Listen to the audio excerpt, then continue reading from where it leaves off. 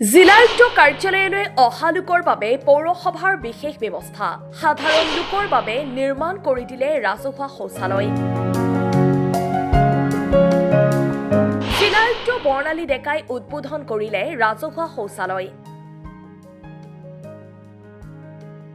নলবাৰী চহৰত 8টা ৰাজহুৱা শৌচালয় নিৰ্মাণ পৌৰসভাৰ। আমাৰ নলবাৰী মিউনিচিপেল বোৰ্ডে স্বচ্ছ ভাৰত অভিযান নগৰাঞ্চল অৰ্বানৰ অধীনত গোটেই নলবাৰী চহৰখনত 8টা টয়লেট তেওঁলোকে কনষ্ট্ৰাকশ্যন কৰিছে, পাব্লিক টয়লেট, আৰু ইয়াতে মেল ফিমেল আৰু স্পেচিয়েলি হেণ্ডিকেপ্টৰ কাৰণে প্ৰভিজনছ আছে।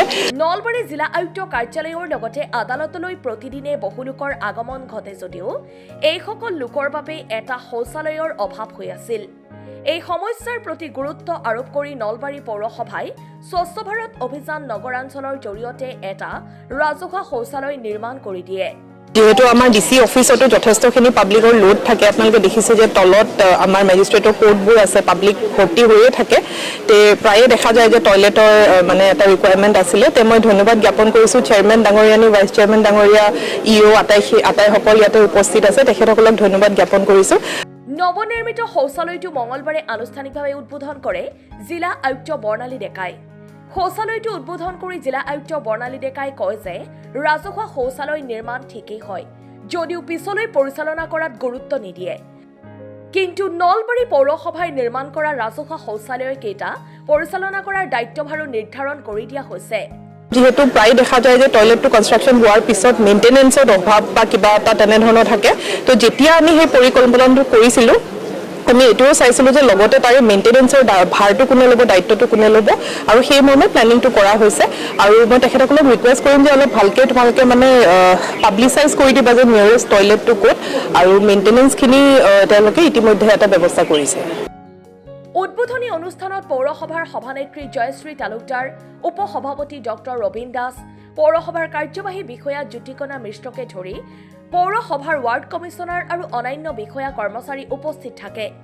ৰাইজৰ সুবিধাৰ বাবে এই ৰাজহুৱা শৌচালয় কেইটাৰ আটক ধুনীয়াকৈ নিৰ্মাণ কৰা হৈছে। সেয়ে ৰাইজে নিজৰ বুলি ভাবি তাক ব্যৱহাৰ কৰিবলৈ পৌৰ সভানেত্ৰী জয়শ্ৰী তালুকদাৰে ৰাইজৰ প্ৰতি আহ্বান জনায়।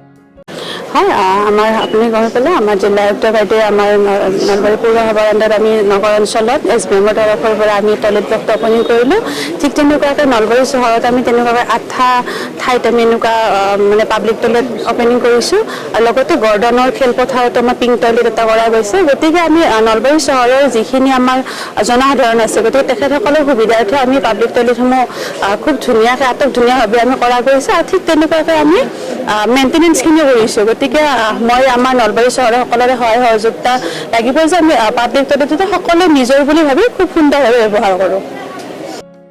Bureau report, Assam time.